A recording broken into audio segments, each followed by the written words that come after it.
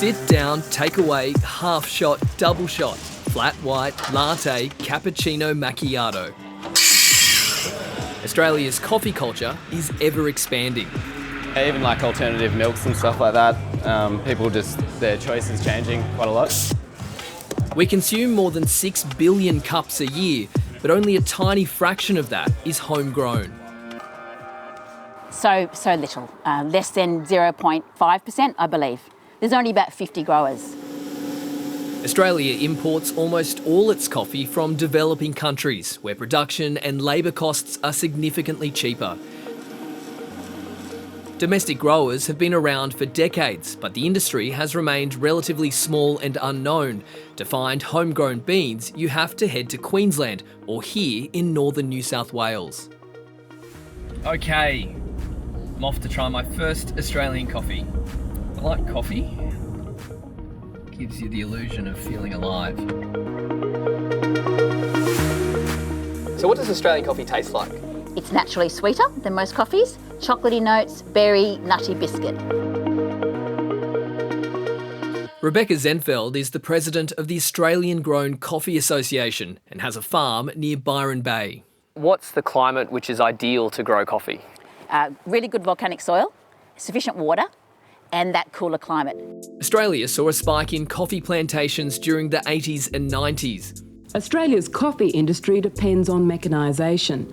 An industry favourite chosen at the time was a coffee tree from Kenya because it suited our climate and produces high-quality beans. The main varietal we're growing here is the K7, and when the original trials are done with the Department of Agriculture, they only do that for 5 years, so the trees are about a metre high. But after 5 years in the soil, there is one big issue with the K7. You can see we've actually trimmed the trees 2 years ago, about this height, so that's regrown in 2 years. They're massive. They're very productive, well, they're very vigorous growers, this K7. The trees regularly grow too tall to fit through the harvesting machine. Our biggest cost as an ongoing farmer is having to ongoing pruning, trimming those trees, and then that loss of production for up to 3 years before you get another crop, because you have to trim the trees. For the last 5 years, researchers at Southern Cross University have been studying how different coffee plants grow in Australia. There's 25 varietals in here and they come from 11 countries. Whereabouts in the world? So they're mostly from Central and South America, but we have varietals from Africa and Asia as well. Despite not a lot being grown here, Australia is considered a safe haven.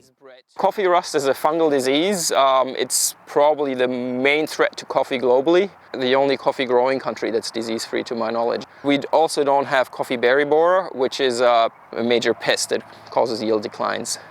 The university has also teamed up with industry to find new varietals for Australian coffee farmers and have narrowed it down to 3 plants known as semi-dwarves. These semi-dwarfs stop growing at a height of around 2.5 to 3 meters. They want something that stays at a size that can be machine harvested in perpetuity.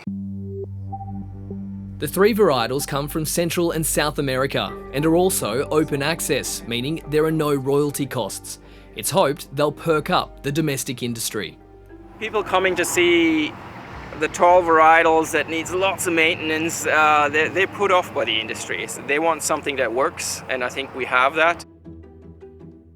But it's not just about the size of the tree, it's also about flavours and characteristics, evaluated using a method called cupping. We're doing coffee cupping to help Australian coffee industry to find a good variety to grow in Australia. Ben Liu is a food chemist with the university and is running me through the industry standard to taste coffees side by side. First, you smell. It just smells like coffee, to be honest. Okay, maybe try another one. They all quite different. And then you taste. The real professional maybe get the gold spoon. I'm just a silver. Yeah, I'm a rookie. So you actually put it in, and then you take probably around half of spoon of that. Yeah. Okay. Yep. And then slurp that. Slurp included? Yeah. Don't be afraid. Make a lot of noise. Yeah. And you can try the next one, see whether they are different or not. and then you write down the characters. First thing come into your mind, what you think, what it smell like. Try again.